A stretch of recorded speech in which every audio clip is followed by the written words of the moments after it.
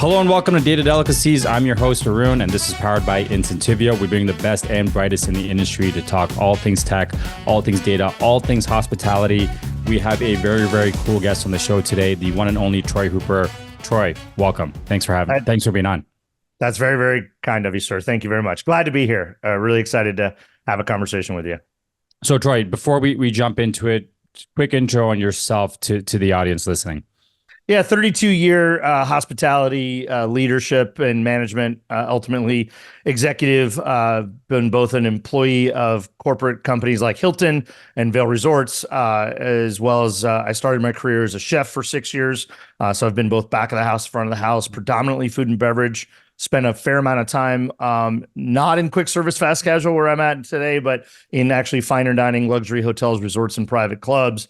Made the switch about 8 years ago when I converted my management company. We had a turnaround management company in that space into a brand scaling consulting firm when my partner, Mark Bailey, joined my consulting practice, and we started focusing on emerging QSR, fast casual, and casual as well at times, restaurant concepts, helping founders grow at scale and do that with improving the quality of their brands and their execution.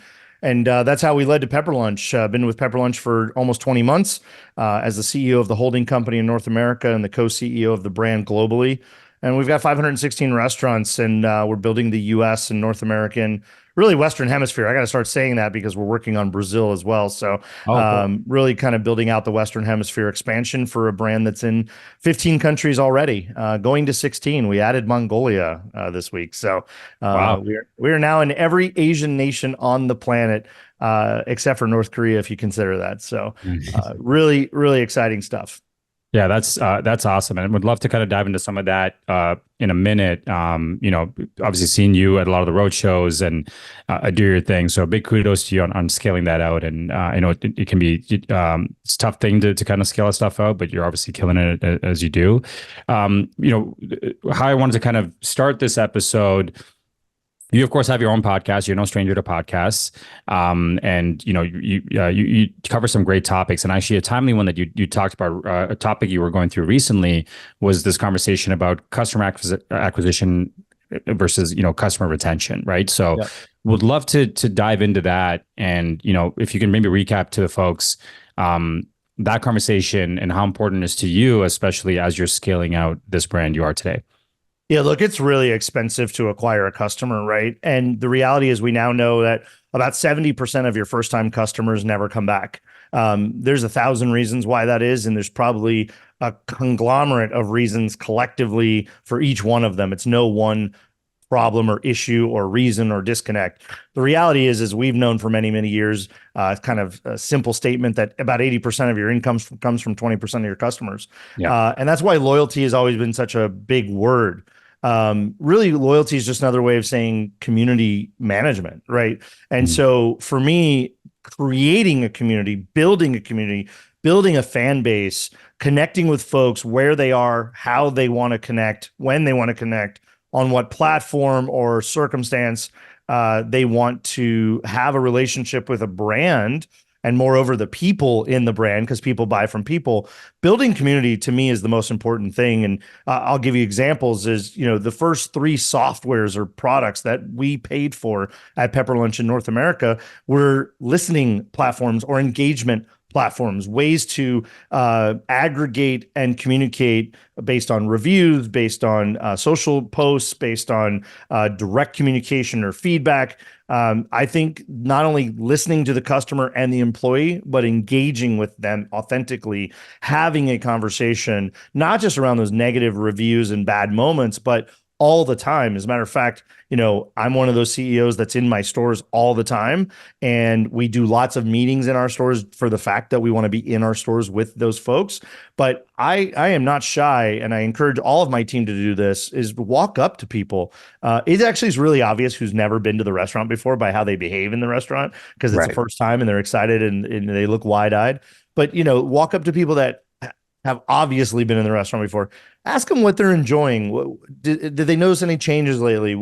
Is there something they'd love to see better, different, more of, less of, whatever, engage. And so you can do it hand to hand, anecdotally in person, or you can do it at scale with technologies as you understand. So that to me is really important. Retention is about building a relationship.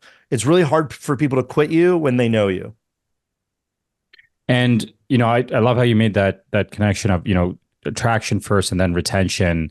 And I think we can all resonate with this, right? Like I look at some of the restaurants, even the little mom and pop place I go to just by my house, where I know the guy behind the counter. We have a little conversation about life every time I go in, and it's like I almost have like I don't know, like a unwritten bond with them, where it's like, hey, that's my place. I go there once a week or once every other week or whatever. So what are some of the strategies you've seen that have been successful on the retention side? Because I know that's a big piece, right? Getting people to sign up for your loyalty program or download an app or whatever is great, but how do you get them to continue to come back? And maybe some of the things we see is like, hey, maybe they get fatigue of the menu, they want to try new stuff, or maybe you're not scaring them away with too much advertising. Where do you find that good balance in retention?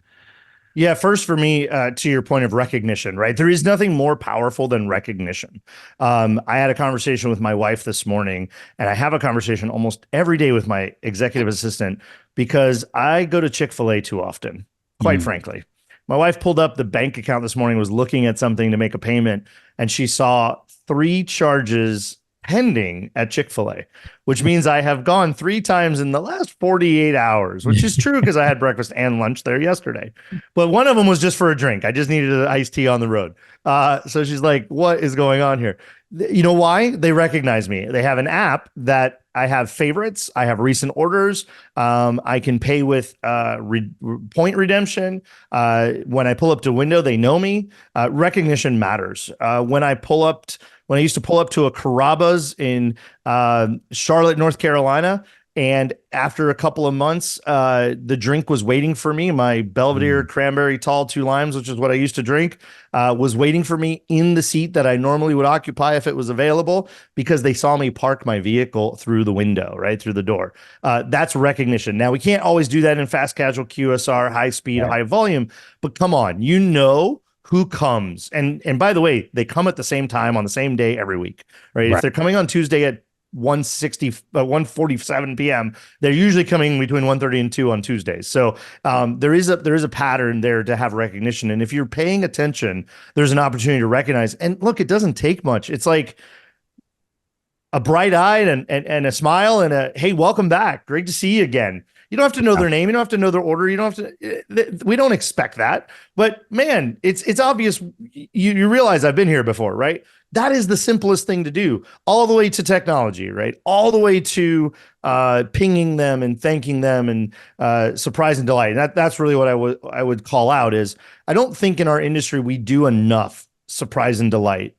Quite frankly, no offense to the loyalty-based companies, SaaS products, and apps out there. But when you look at like Technomic and Blackbox and these other data aggregators, surveyors that talk to consumers, and if they give you a 1 to 10 response from a consumer and they ask them, what was the reason you went to that restaurant again, or that time, or that you go back to a restaurant on a regular basis? What were the reasons? And they give them 30, 40 answers, right? And they pick the top 10. Loyalty is almost always one of the bottom 2. People don't go to you for loyalty. Loyalty is a tool of recognition. It's a convenience tool. It's a way to be rewarded. I think the huge opportunity, and I am hearing my peers talk about it more and more, is genuine surprise and delight. Did you send a box to their house of swag, right? Did you hand out free meal gift cards to everyone? We're going to do something in the next 6 months that I can't wait to talk about, but it's authentic to our cultural brand culture, which is Japanese. It has to do with coin-based machines and prizes and things inside of those. We're not going to charge our customer to use an arcade-style machine. We're going to give out golden coins, and we're going to have a million reasons why you get a chance to go get a prize or a treat or a swag or something like that. This is what I'm talking about. And you can do it digitally. You can do it through mail. The CEO can go knock on the door of 10 customers. You can do a video with a QR code and a drop card in a to-go bag, thanking them for their loyalty, thanking them Yeah. for coming and trying it. There's 1,000 reasons. I think there's a lack of creativity, and I think there's some kind of fear. I don't know what it is, but we've got to get in a relationship with our customers and know them. And technology is starting to help us be able to do that. Yeah. I love the way, I mean, you talk a little bit about gamification always makes things fun, right? People love that sense of it. And I think to your point that you talk about fear, lack of creativity, I agree. I think, but also sometimes it doesn't have to be that complex, Yep. right? A handwritten thank you card takes, whatever, 2 seconds to write, whatever that looks like. And, I try to support a lot of my friends. I'm based out of Toronto. A lot of my friends here have started like clothing brands or whatever brand, and I always try to support. And when I do, they'll send me whatever it is with a thank you card, like, "Hey, Arun, thank you for supporting this." And that, I still have those cards. So that means a lot, right? And I think as people start to scale, they think, "Oh, how do we do it?" But again, it doesn't have to. You don't have to necessarily reinvent the wheel. It can be something as simple as just saying hi, or sending a card, or having some sort of gamification. Yeah, and I think the best time for that is not when they expect it. It is the out of the blue, right? It is the surprise. One of my favorites is there's a couple of people in my life, might happen once or well, it happens on my birthday every year, but then it happens like once or twice randomly throughout the year for no reason, no milestone. They didn't see a post. For whatever reason, they thought of me, a little serendipitous moment, and they film just a little selfie video. "Hey, Troy, I was driving down the road and I was thinking about you, and I hope you're doing well, and let's catch up. Such and such Yeah. happened in my life. Just wanted to share that excitement with you, but at the same time, love to hear what's going on with you guys." Boom, 20-second video, right? Can you do that as a restaurateur, a GM, a manager, a social media manager, a CEO of a company? Of course you can. You Yeah. have a database. You know when people are coming to your store. It does not have to be the most loyal person. By the way, the biggest opportunity in influencer marketing, by the way, the old school taught me Procter and Gamble influencer marketing, is take your bottom 20% and convert them to the next tier. Get them in the middle of your cohort. Get the middle up to the top, right? Keep the top and move everybody else down in the funnel up. Bring them up to being more connected to you, your brand, your service, your product, your mission, right? We're not talking about our missions. Why do we exist? Why does that dish exist? Why we were founded on beef, pepper, rice. Why? What does that mean? It was to bring families together. It was to bring beef more affordably to the average consumer and commuter going to and from work. Like, there's a reason that we all exist. There's a reason these companies started. There's a reason we created the menu we created. Tell that story.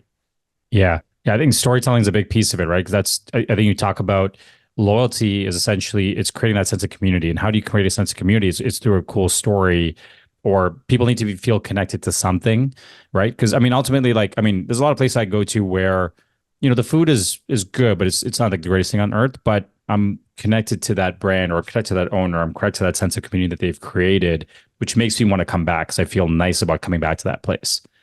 Shaq and Big Chicken, Mama Lucille's Chicken. He wanted to have a legacy. When he's not here, he wanted the legacy of his mother's hospitality and love for her family to live on through the masses, right? And quality and execution that is honoring that legacy is the purpose for the existence of the entire brand. Phenomenal story. He tells it every chance he gets. Yeah. Sam Stanovich tells it. Josh Halpern tells it. Everybody in the company tells it because they live the mission. It matters. They understand why they do what they do every day. You know why you get up and open the doors to your restaurant or business every day. Tell that story and tell it in the most micro niche. Why do you buy the chives that you buy? Why do you chop them into the shape and size you chop them into? That actually is interesting to people who care about you and your brand. Yeah. And do you feel that at times that maybe isn't, should that be almost like a mandatory thing, part of like every onboarding for everybody that comes in, regardless of how many stores you have, right? Like, and do you feel that maybe there's a disconnect of that, and that's why some brands maybe aren't able to grow the way they want to? I'll tell you in the following story way. In the QSR space today, we are still in the 136% to 142% turnover of employees on an annualized basis. That means you replace everybody 1.4 times a year, every employee in your building, right? Or you replace one position 5 times in a year, right? Not bragging, but the 5 continental US stores, and okay, add Guam for the 6th, their turnover rate is like 18%, right? Mm. Why? We spend 200 hours training staff to do a no skilled position. We have 4 positions that require no culinary skill whatsoever. We also have a model that only needs 4 to 6 humans to run a peak day part for our Mm. brand. So they're a small, close knit unit. We give those 6 people full time hours and some form of benefits, and they stay together and they buy into the brand and they execute with excellence because they have pride in the brand. We Yeah. don't need to spend 200 hours training somebody to do what we do. Quite frankly, probably do it in 30. But the answer is we want them to understand that 2 shakes of the salt shaker, not 3, or full shakes, not quarter shakes, are Mm. the actual recipe. And we really paid a lot of attention to why it is that way on a per dish basis, right? The measuring matters and the presentation matters. And we empower them to get it right or trash it and start again. That is the type of relationship building at the employee level that you have the opportunity to do. So you've got to put in the effort. You've got to be creative. You got to spend the time. And then you've got to reinforce that with brand message, the reasons why, living your values out loud and making them actionable. And then you can do that with your customer too. Tell your customer why. Tell your customer what matters to you as a brand. You're going to attract the people that care about that. And if you have lots of different little reasons why, you're going to attract lots of different kinds of people who care about that. And people care about people, people care about mission, people want to be part of a story. And when they're supporting you, they know they're supporting that story. Yeah. No, I mean, I love the way you put that together. I think it's, you can see some of the places you go to now. I mean, because you travel a lot, I travel a lot, go to a lot of different restaurants, a lot of different places. I mean, as much as I try and I'll go to my favorite places, right? I know you have your Chick-fil-A, which you can find in probably in a lot of states, and a certain place. So I like to go. I mean, I don't get a lot of these restaurants here in Toronto. So but I also, at the same time, I do like to experiment, try different things, stuff that I've heard of. And you can almost tell, like the second you walk through the door, you get that sense of feeling of like community and culture within that restaurant, how tight knit the group is, um, you know, uh, and then how they're even interacting with the employees. I mean, you can almost tell that from brand to brand, and you can tell that it's coming from top down in a lot of cases. And, how that, whether it's franchise owned or corporate owned, you can kind of see that trickle down the second you walk through the door. At the risk of you not liking either one of these places, but I am going to ask, tahinis or Shelby's for your shawarma? Tahinis. I haven't had Shelby's. I've had tahinis though, but tahinis is Okay. great. Yeah. Yeah. How the hell do I know what tahinis and Shelby's is? Have I spent a lot of time in Toronto? No, actually, I've been there 3 times. I've spent, I don't know, maybe a total of 12 or 15 days of my life in Toronto. But I have a tremendous connection to tahinis and Shelby's for their personality on TikTok, but Mm. I like tahinis better. And I don't know if it's just the food. I think it's the hospitality. I think it's the attitude. I think I resonate as a consumer with the personality of the brand and the food and the quality of the service and the Yeah. consistency. Right? It's never one thing, Yeah. and that's I think the point we're trying to make here. Yeah, and it goes to show you it's sometimes it's more than the food, right? The feeling, which is sometimes tough to quantify or make it tangible, but that feeling is a big piece of why people go to where they go. So let me ask you this, Troy. So I mean, a lot of what you're trying to do is scale out the brand here in North America, and as you're getting folks to take on and franchise these units out, what does that vetting process look like? I mean, because you talk about how culture and all these things and engagement is so important to you. How do you kind of vet that out as you're talking to folks that want to take on locations? Well, one thing that's helpful, but also makes our job more challenging to find the right partners, is that we start with existing or previously existing multi-unit operators. So if Mm. you just sold a cluster of restaurants or your brand or your franchise group, or you may be 3 or 5 people getting together who all have great experience and have worked at other brands, great, that's fine. We're just looking for experienced operators and people that buy in. But I'm going to tell you the truth that all 7 of our new North American franchise groups all had a story about Pepper Lunch.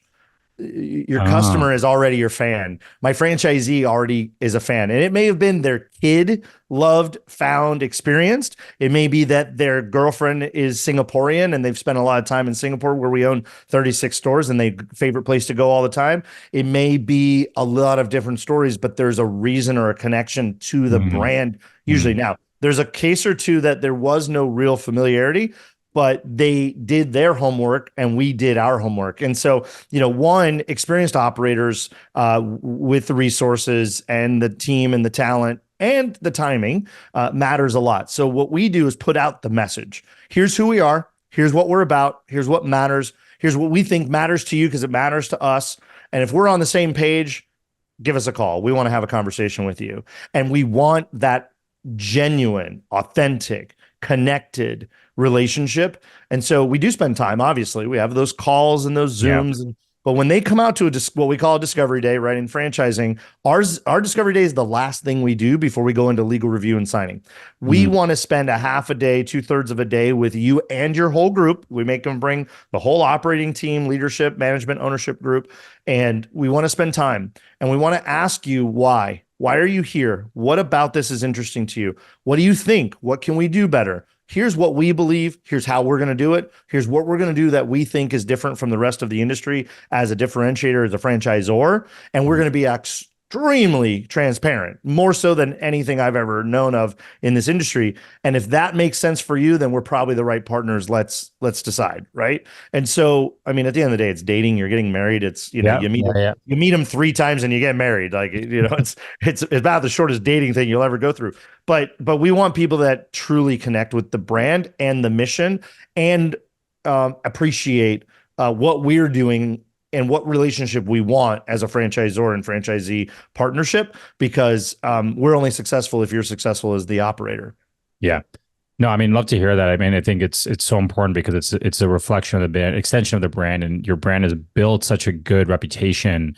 So each person you bring on is carrying that reputation with them, and the last thing you can do is afford to take a knack to that. Because to your point, we're at a. I mean, I think now as consumers, we have so much optionality, right? And you can have 100 good experiences with that one bad experience. It's like, ooh, okay, well, I don't know, right? I mean, I've done that. I've seen a lot of people do that all the time, and because we have so many different options where we can go to, it's like, well, okay, whatever. I'm just going to go here. Versus, I think back in the day, you have some of those major chains, and whether they screw up or not, it's like, okay, well, that's the only option. I'm going to go back. Well, I'll say this: we're a Japanese brand, been around 30 years. Most of the people in our company on the operations side have been with us 15 to 25 years.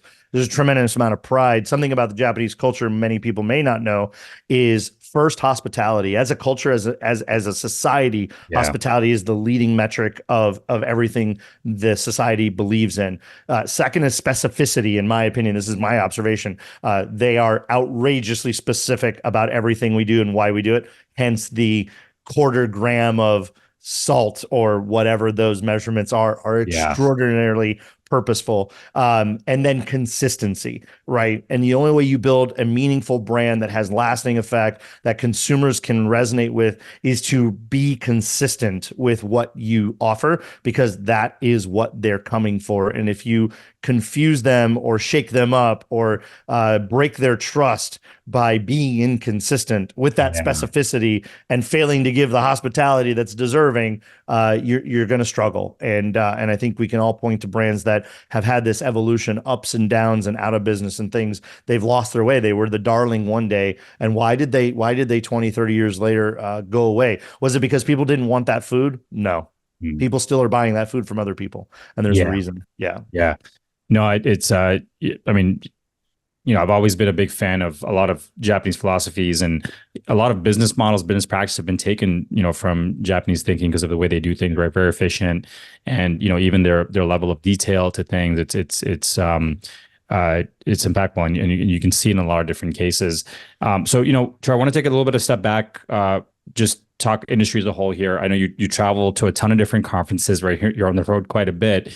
What are some of the technology you're seeing out there or kind of areas in the hospitality space that excite you? And maybe where some places you see there are gaps where you think there's a ton of opportunity where, the industry could go. Yeah, a couple thoughts there. what excites me and what I'm hearing from peers and colleagues in the industry, there's really a refocus on the back of the house, the operations. I don't mean just the back of the house of the restaurant, but the business operations Mhm. tools and solutions. The fact that I think one of the biggest trends and benefits to the industry is now that all of these technologies have been developed for many, or the first several important years of these development phases, it was who will Toast work with? Will I have Toast? Will Toast integrate? Can I even have a conversation with you? That is gone. Now, all the point of sales and most of the major softwares and even the early phase startups are able to work together and create an ecosystem. We're starting to see the cross pollination, utilization, and integration of technologies that make it more valuable and useful to us, Right. because being an expert in 12 different SaaS products is very difficult. And therefore, you're not going to use them efficiently, and they're not going to bring the value to your business that you would hope for through the consideration phase. So the fact that this evolution of integration and cooperation, and people realizing that I don't own everything, and therefore I can't do everything for everybody. And even somebody like a Toast who actually has many features and benefits, many products within the product, they are not so audacious to say, yeah, we know we have the best KDS in the industry. If KDS is the most important thing to you, Mr. Operator, and you need a bunch of functionality we just don't offer, but Right. you know, we solve it for most people and we're happy with that. But if you need that very specific use case, we want to work with that partner with you. You know, this is a trend that I'm very happy to see. And I'm telling you that my peers and colleagues are it's very important to us to simplify our life, simplify the operation, simplify the management, and maximize the value of all of those tools collectively. So that's a huge one. And to that point, back of the house stuff. Now, to your question about what's missing, I follow some new startups, pre public startups, pre guest customer facing startups. I tend to get in and sort of give opinion or give some strategic advice or some customer potential feedback kind of things. And so there are some things coming that are more around decentralization. Mhm. Uh, Funny enough, so two sides of the same coin, bookends. I'm going to say the opposite. Decentralization, tools that are going to allow the lack of a necessity of APIs, that they're going to sort of Mhm. aggregate the collective value and bring things together without the companies having to have a direct relationship. That's very interesting. Been tracking that for a couple of years. Really excited about some folks coming out like Four Top. Four Top just came out Yeah. from behind the curtain a couple conferences ago, about a month and a half, 2 months ago. And shout out For to Ben and really, Darian, good people. yeah, Ben and Darian, good peeps, and they're partners at Kabula with Ed and the team. So I'm really excited about that kind of development. So that's the decentralization, and then I do think there are some tools. I'm involved with a couple of things coming that are more operating system based, right? Holistic Mhm. in whatever it is they're solving for. They are kind of doing it all in that centralized controlled ecosystem. And an example of that would be Thanks, kind of as a loyalty partner in a way.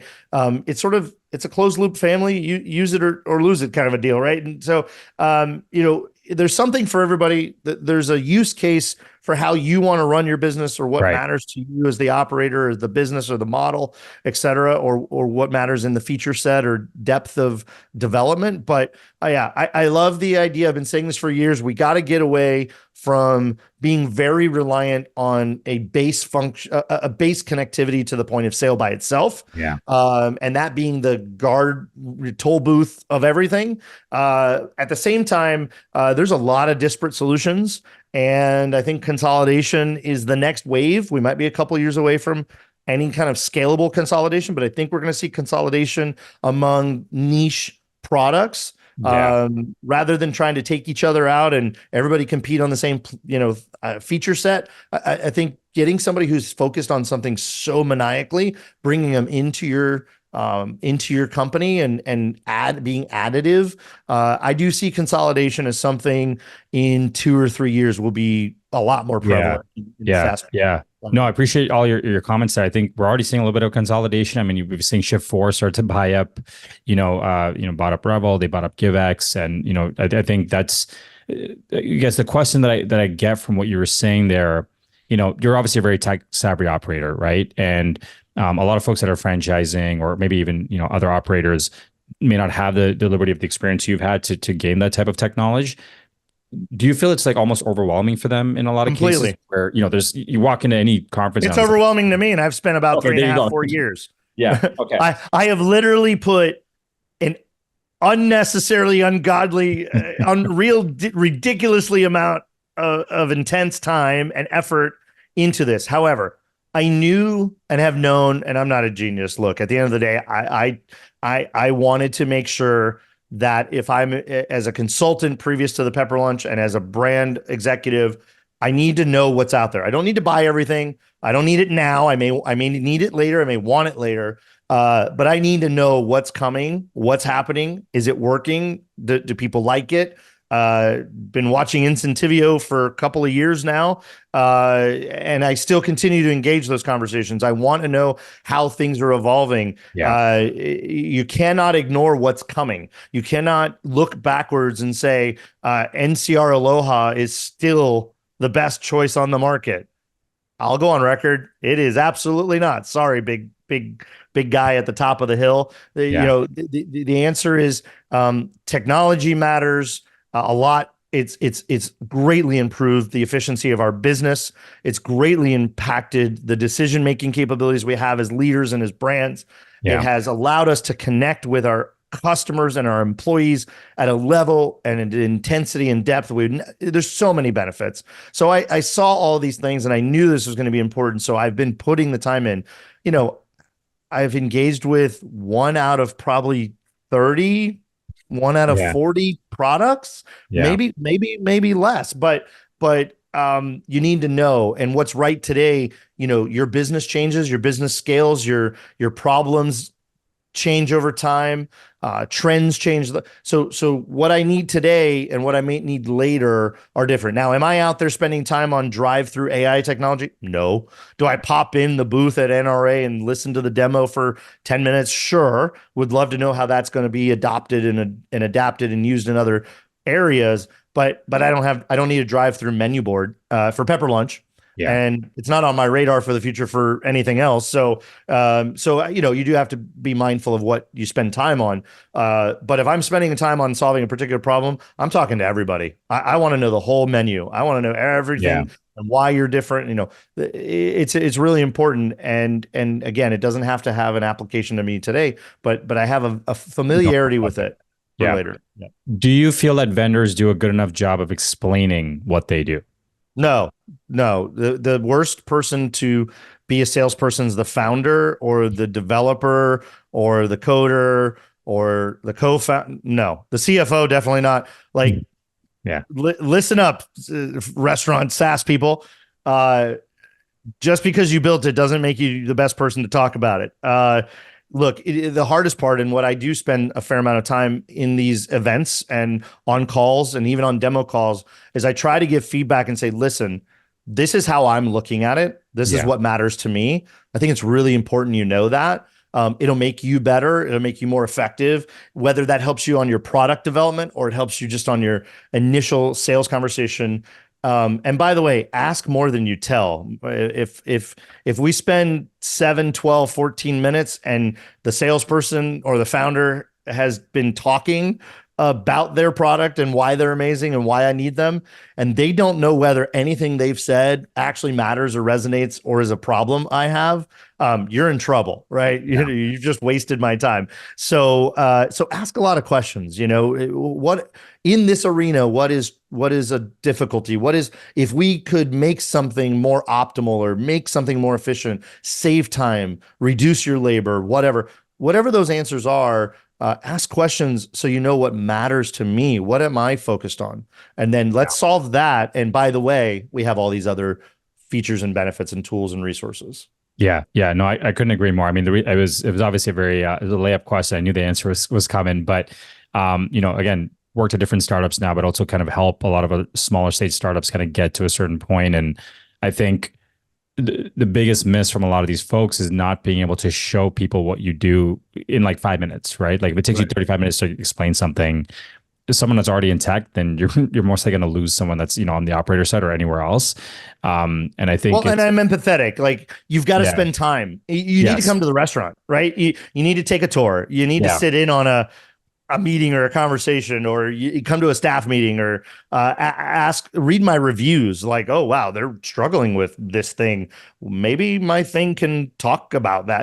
Maybe that's just the in. Maybe it's yeah. not your product, by the way. Maybe you got a friend in two booths over. You're like, hey Troy, so was reading some of your reviews, and it seems like maybe you guys are really Mm, trying to figure out how to solve X.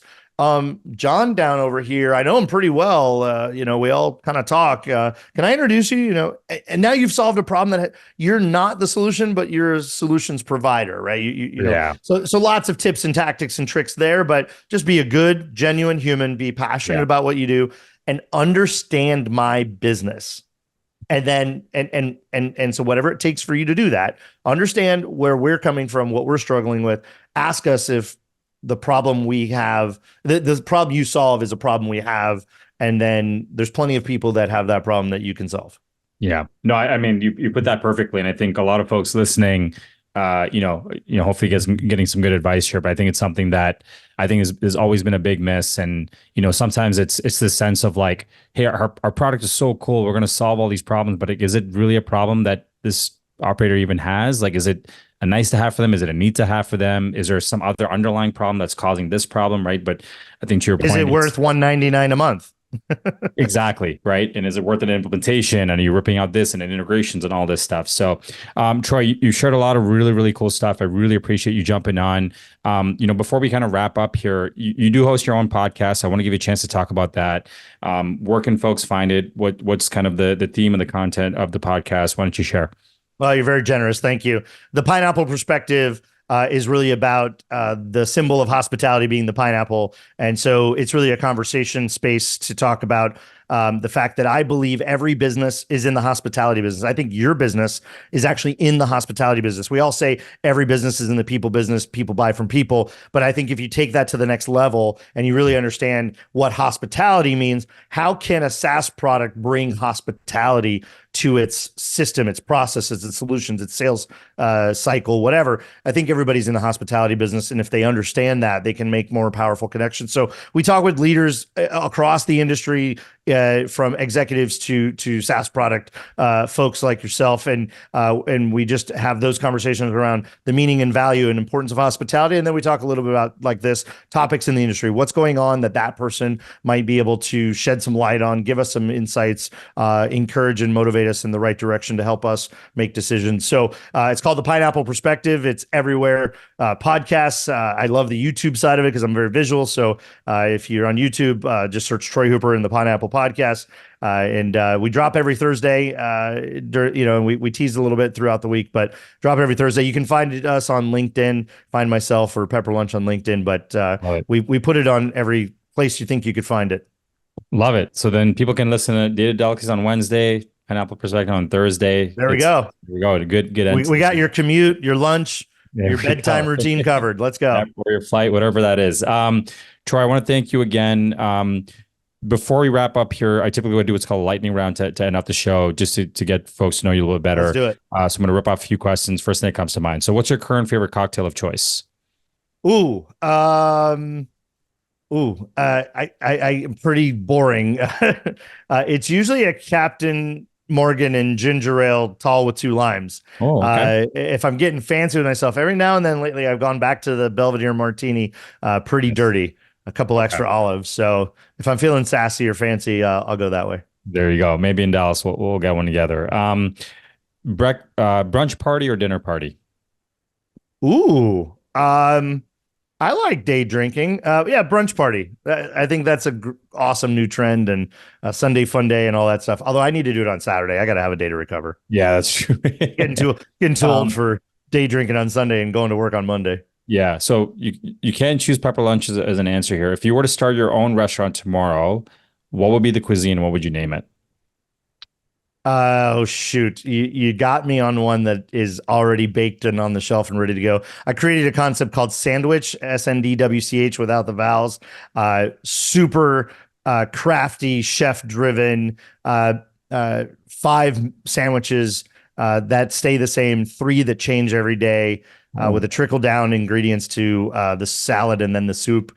But yeah, simple, small counter style. You know, just kind of cool vibes, yeah. Love it. industrial style sandwich shop. So that's Troy's retirement passion project. It will happen, and yeah, that was look, if you're talking to restaurant guys, I probably have five more, but what's the baby that I spent 2 years not sleeping at 2 in the morning, jotting down notes and ideas and ideating on for really as a hobby for fun. That's what we do in this business, right? We just Yeah, never yeah, yeah. stop thinking. Yeah. Yeah. No, love it. I'd love to at some point be able to come in and try that out. That's awesome. You're where are you based out of? Your hometown? Yeah, officially, I tell people Los Angeles. I actually live in Ventura, California, about an Oh, hour and a half north of LAX. But basically, my day to day surrounds the LA greater region. yeah. I love Ventura. Actually, wife and I did the Highway 1 drive from San Fran all the way down to San Diego, and we actually spent a couple nights in Ventura. And that was actually Oh one of my wow, favorite town. Nice, it's not the craziness of LA. Nice beach town. It was awesome. yeah. So, what I was gonna ask is, what's your current favorite restaurant in Ventura, and your favorite menu item at that restaurant? Yeah, so it's called Lure, Lure. That the first store now that they're a family growing business. This was when you're at the ocean, you should eat seafood when you can see where it came from, and you can sit at Lure and see the ocean. Right, it's not oceanfront, but it's down the street. And Lure is a restaurant created by a family fishery business. So they're actually fishery business and processor that created a really nice, upscale, comfortable, very high quality fish Yeah. house. I actually go for the special. It doesn't get any fresher than whatever the special is that day or that weekend. And we typically do go on a Saturday or Sunday morning for a brunch. Love it. Now they have more sort of full service, full size I don't even want to say generic, but a little bit more community-based restaurants are starting to grow throughout this region. Okay. But yeah, the original Lure in Ventura, California. Okay. If you're driving to Santa Barbara, by the way, very few people are going to Ventura, California. That's not a destination for a lot of people. But if you're driving between anywhere south of Santa Barbara to Santa Barbara, which is a very popular thing to do, is to drive to Santa Barbara and spend a couple of days, stop in Ventura for a snack or a drink, and even if you just get a shrimp cocktail, stop at Lure in Ventura Beach. It's kind of it's the halfway point almost, or a little bit more than the halfway point between LA and Yeah. Santa Barbara. So it's a good pit stop. Yeah, I honestly I loved Ventura, and it's just coincidence that I happen to stay there as well. So I can vouch that Ventura is a very dope spot, but I'm definitely want to come back and check this place out.